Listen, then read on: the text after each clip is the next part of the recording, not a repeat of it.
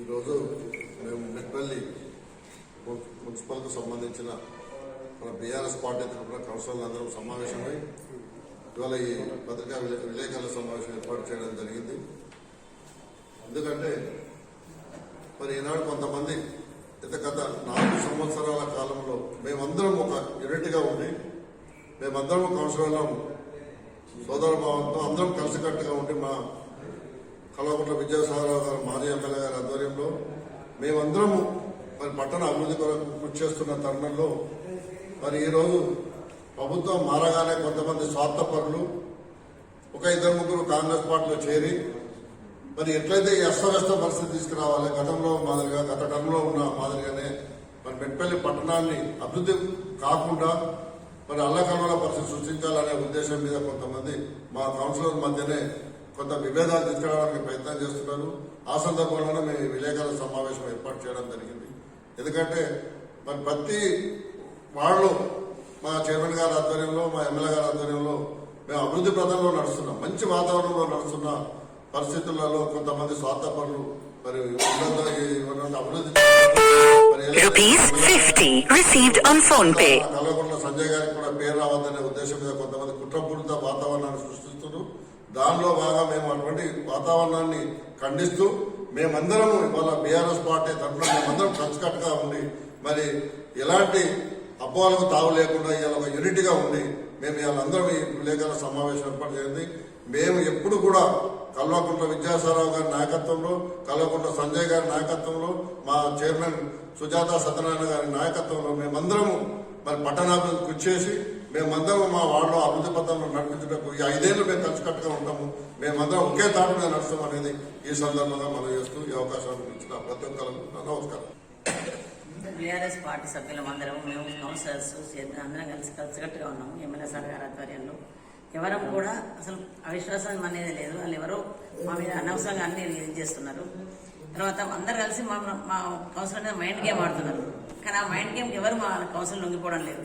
అందరము సంజయ్ అన్నకు సాగర్ అన్నకు అందరం కలిసికట్టుగా ఒక తాటిపై ఉన్నాం.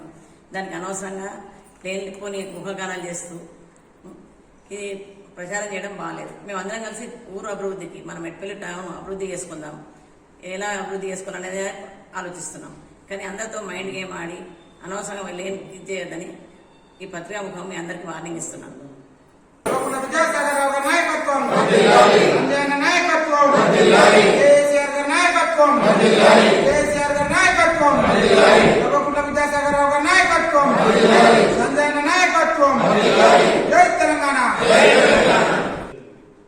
ఈరోజు ఏదైతే కొద్ది మంది మా టీఆర్ఎస్ పార్టీలో 10 సంవత్సరాలు అధికారాన్ని అనుభవించి తర్వాత టీఆర్ఎస్ పార్టీ అధికారం నుంచి పోగానే 3-4 రోజులలోనే వేరే పార్టీకి 2-3 కౌన్సిలర్లు మారి మొత్తం మెట్పల్లి పట్టణాన్ని తప్పుగా చూపిస్తున్నారు. మొత్తం టీఆర్ఎస్ పార్టీ కౌన్సిలర్లు 17 మంది మొత్తం కల్వకుంట్ల సంజయ్ గారి ఆధ్వర్యంలో, అదేవిధంగా జిల్లా ప్రెసిడెంట్ విద్యాసాగర్ రావు ఆధ్వర్యంలో ముక్త కంఠంతో చైర్మన్ సుజాత సత్యనారాయణ గారిని, అదేవిధంగా బోయినపల్లి చంద్రశేఖరరావు వైస్ చైర్మన్ గారిని ముక్త కంఠంతో మేము ఏకీభవిస్తున్నాం. మా పార్టీలో ఎలాంటి పొరపచ్చలు లేవు. మేమందరం చైర్మన్ వైస్ చైర్మన్ తోటి ఉన్నాం. ఇది కల్వకుంట్ల విద్యాసాగర్ రావు గారి ఆధ్వర్యంలో, సంజయ్ గారి ఆధ్వర్యంలో జరుగుతుంది. మేమందరం పార్టీకి కట్టుబడి ఉన్నాం. కొద్ది మంది మాత్రమే 2-3 ఏదైతే వాళ్లకు నిజంగా కూడా ఒక రాజకీయ వ్యభిచారులాగా వారం రోజులు మా అధికారం పోగానే వేరే పార్టీకి పోయిరు. అంటే వాళ్ళకి అధికారం లేకపోతే మనసున పట్టది.